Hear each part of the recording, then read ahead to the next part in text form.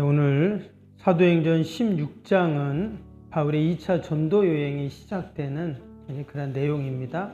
18장까지 대략 한 3년 정도의 기간을 2차 전도 여행을 하게 되죠. 어제 우리가 전장인 15장에서 예루살렘 공회가 모이는 그 내용을 우리가 함께 살펴보았습니다. 기독교 역사상 최초로 모이는 아주 중요한 그런 회의였죠.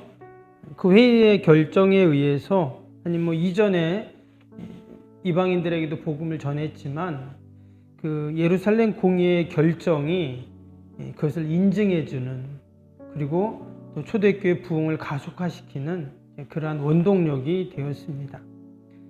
이전까지는 할례를 받니 안 받니, 또 율법을 행해야 되니 안 해야 되니, 이것 때문에 갈등도 있고 또 어떻게 해야 할지 그들이 결정하지 못했던 그런 일들을 예루살렘 공회가 모든 이런 다툼과 변론들을 다 이제 끝나게 하는 아주 중요한 그러한 일들을 하게 했습니다.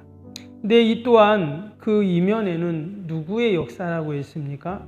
사람들이 모여서 회의를 하고 결정을 하고 하는 것 같지만, 여러분 그 속에는 성령님께서 역사하셨는 줄로 믿습니다.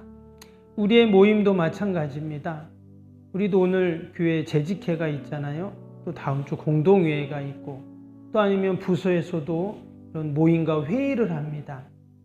동네에서도 보면 이렇게 회의를 하잖아요. 마을 사람들이 모여서.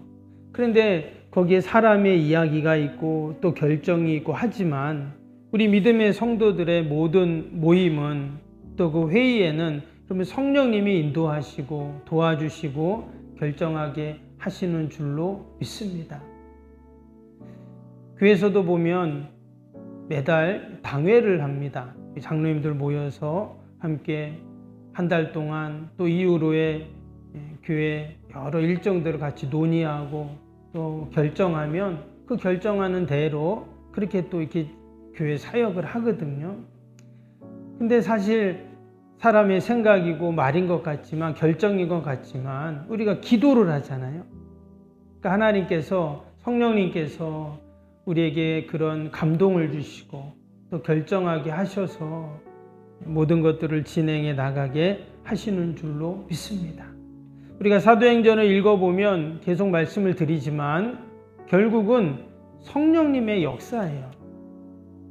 예루살렘 공의의 모든 결정도 성령님의 역사고, 아니 이전에 마가의 다락방에 임했던 그 성령님이 계속 그들 가운데 어떻게 인도하시는지에 대한 말씀이 계속 나옵니다.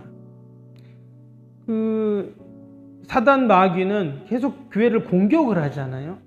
교회 하나됨을 파괴하고, 그 아나니아 삽비라 사건도 마찬가지였어요.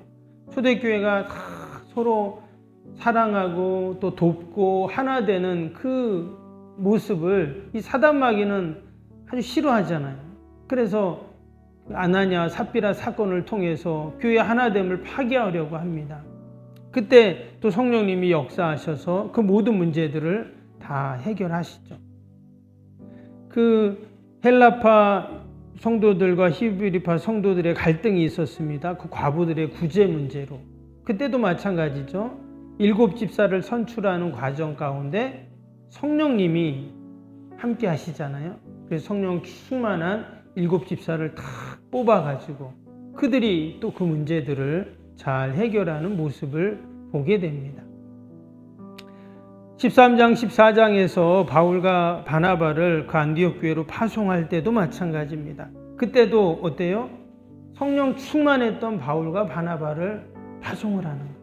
그래서 안디옥 교회 성도들을 위로하고 또 거기서부터 이방인들에게 복음을 전하는 그런 내용들이 쭉 나옵니다. 오늘 이 16장의 내용도 마찬가지입니다. 우리가 너무 잘 아는 내용이죠.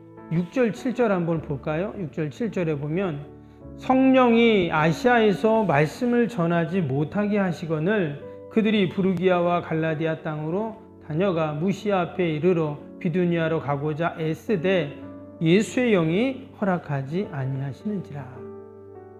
이전에는 성령님이 계속 복음을 전하게 하고 또 문제를 해결하게 하고 이랬잖아요. 근데 오늘 이 16장에서는 성령님이 뭐라고 했어요? 말씀을 전하지 못하게 했다. 또 이런 말씀이 나요. 그래서 성령님께서 이 바울이 또다시 그 소아시아 지역으로 가서, 그러니까 1차 전도행했던 지역이잖아요. 가서 또 복음을 전하려고 하니까 전하지 못하게 했다는 거예요. 아마 이 바울은 깜짝 놀랐을 겁니다. 왜 희한하게 이전에는 성령님이 계속 뭐 어려움도 있고 때로는 핍박도 있고 했지만 그래도 어때요? 계속 가는 곳마다 복음을 전하고 또 그 복음을 듣고 예수님을 믿는 사람들이 생기고 막 교회가 생기고 이런 역사가 있었는데 지금은 계속 뭔가 막히는 거예요. 안 되는 겁니다. 그러니까 아마 바울은 야 이거 왜 이러지 아마 계속 고민을 했을 거예요. 그래서 오늘 말씀에도 보면 바울이 계속 기도하는 내용이 나옵니다. 오늘 13절에도 보면 기도하러 기도 처소를 찾는 그 빌립보성에 가서 어디에 가서 기도해야 되나 그래서 기도할 처소를 찾고 있죠. 또 16절에 보면 또 기도하는 곳에 가다가 점치는 귀신 들린 여종을 또 하나 만나게 되는, 그리고 감옥에 갇혔잖아요. 그때도 25절 보세요. 한밤중에 바울과 실라가 기도하고 보면은 계속 이제는 기도를 합니다. 왜? 계속 막혔잖아요. 성령님이 막으시는 거예요. 왜? 하나님의 뜻을 이루려고. 바울은 나름대로 내가 하나님의 뜻을 이루어야지 하면서 이제는 이 복음을 가지고 더 하나님의 일을 해야지 이런 마음을 갖고 하는데 성령님은 그게 아니라는 거예요. 그러면서 결국 그들을 어디로 가게 합니까? 그들을 바다를 건너가지고 유럽으로 가게 하시는 이런 놀라운 일이 있죠. 제가 오늘 그 복사를 하나씩 해드렸는데 한번 보시면 지난번에도 저 뒤에 있거든요. 들어오시면서 한 장씩 가져가셨나 모르겠네. 지난번에도 한번 복사해서 드렸는데 여기 보면 바울의 1차, 2차, 3차, 4차 전도 여행 코스가 쭉 나오죠. 근데 여러분 이거를 보면서 어떤 생각이 드세요?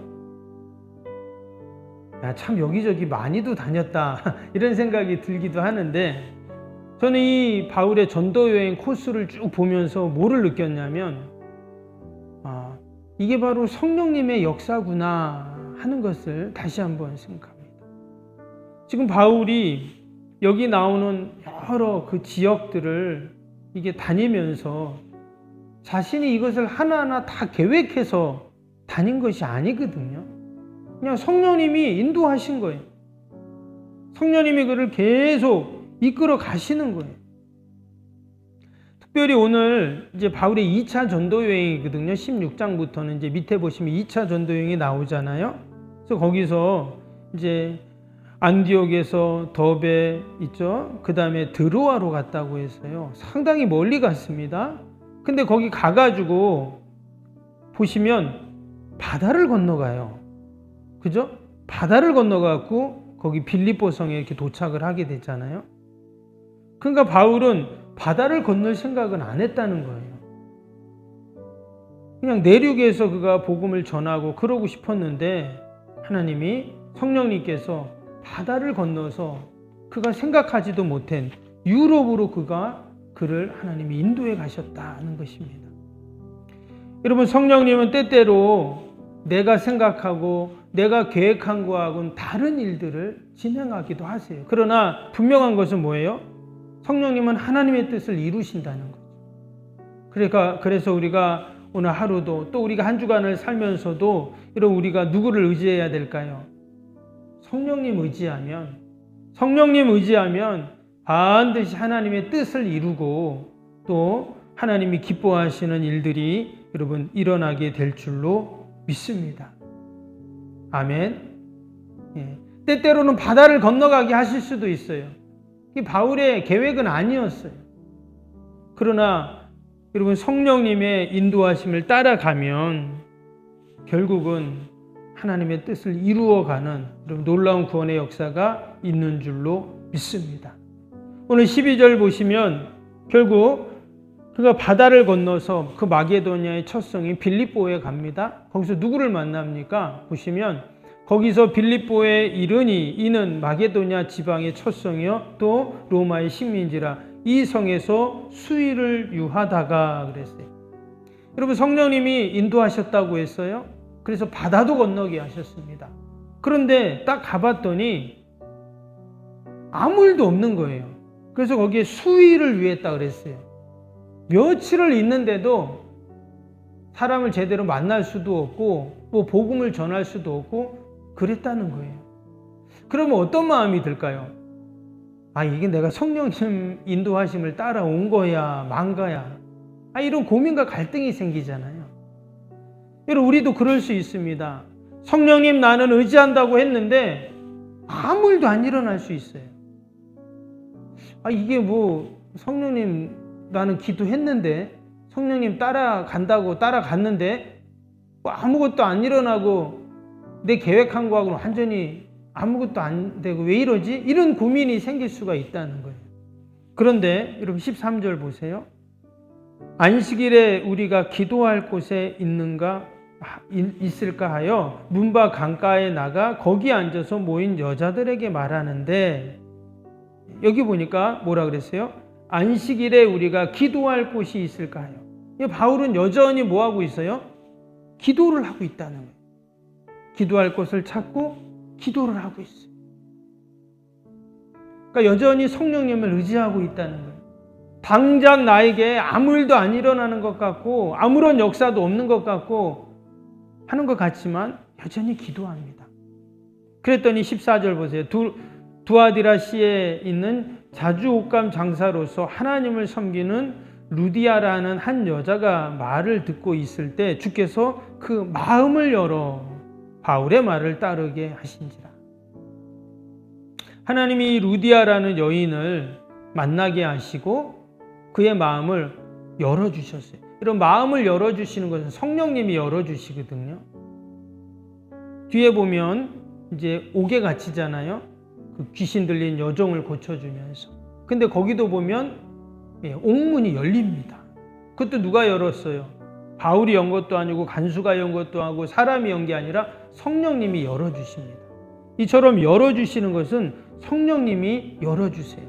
사람의 마음도 열어주시고 우리의 자녀들의 앞길도 열어주시고 우리의 모든 소망과 계획도 다 열어주시는 교회 부흥의 문을 열어주시는 것. 여러분 이것도 다 누구냐면 성령님이시거든요. 그래서 우리가 성령님 의지할 때 성령님께서 이러한 열어주시는 은혜와 역사를 우리가 경험하게 될 줄로 믿습니다. 결국 이 빌립보 교회는 유럽의 최초 교회이죠. 또 루디아는 그 유럽의 최초의 기독교인이 됩니다. 이후로 그 간수장도 예수 믿게 하시잖아요. 그래서 이 빌립보 교회가 간수장과 루디아 또 사람들과 함께 든든하게 이제 시작이 되는 그런 역사가 이제 나오게 됩니다. 여러분 우리가 또 한 주간을 살면서도 함께 성령님 꼭 의지할 수 있기를 축복합니다. 성령님께서 반드시 우리의 막힌 인생의 문제들, 묶인 착고들을 다 열어주시고 풀어주시는 이러한 은혜와 역사가 분명히 있을 줄로 믿습니다. 우리 오늘 주일 기도 함께 하겠습니다. 1번부터 15번까지 기도입니다. 주일 기도입니다. 하나님과의 친밀함이 더욱 넘치며 주님의 뜻을 통찰하게 하옵소서. 아멘. 건축이 진행되는 동안 날마다 샘솟는 하늘의 은혜로 채워 주옵소서. 아멘.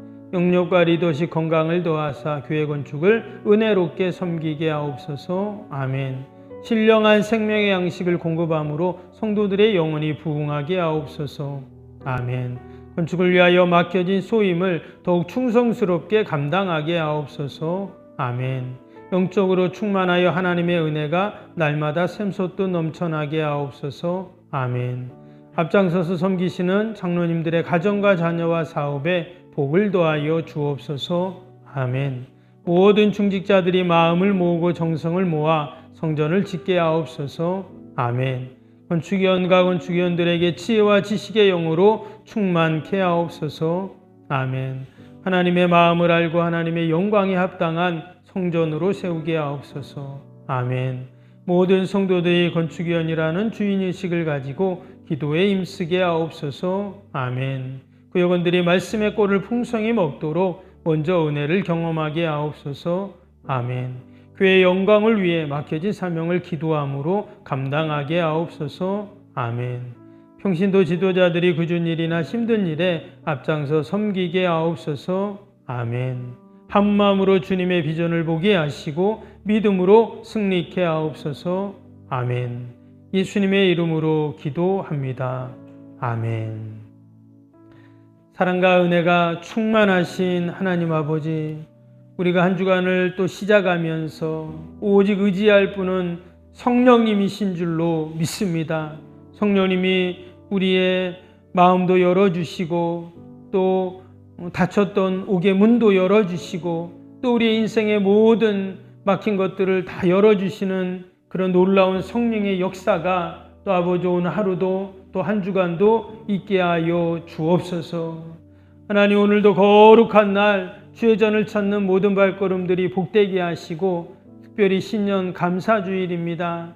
우리가 2024년을 시작하며 첫 번째 주일 예배 은혜와 감격이 있게 하시고 성령님 함께 하시는 복된 예배 되게 하여 주옵소서.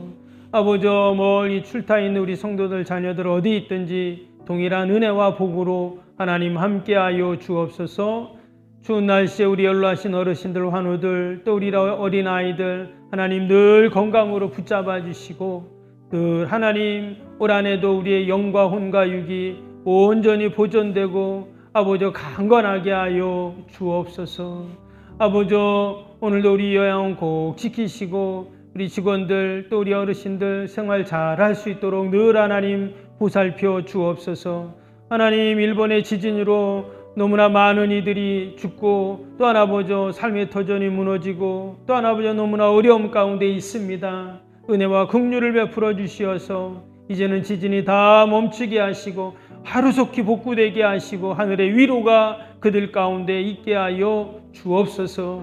하나님, 기도에는 이런 종류가 날 수 없다고 하셨는데 우리를 기도의 사명자들로 다 삼아주셨는 줄로 믿습니다. 함께 우리가 믿음으로 이 새벽에도 기도할 때 아버지 다 살아나고 소생되고 회복되고 온전해지는 은혜가 넘치게 하여 주옵소서. 감사하며 예수님의 이름으로 기도하옵나이다. 아멘. 하늘에 계신 우리 아버지, 아버지의 이름을 거룩하게 하시며 아버지의 나라가 오게 하시며 아버지의 뜻이 하늘에서와 같이 땅에서도 이루어지게 하소서. 오늘 우리에게 일용할 양식을 주시고 우리가 우리에게 잘못한 사람을 용서하여 준 것 같이 우리 죄를 용서하여 주시고 우리를 시험에 빠지지 않게 하시고 악에서 구하소서. 나라와 권능과 영광이 영원히 아버지의 것입니다. 아멘.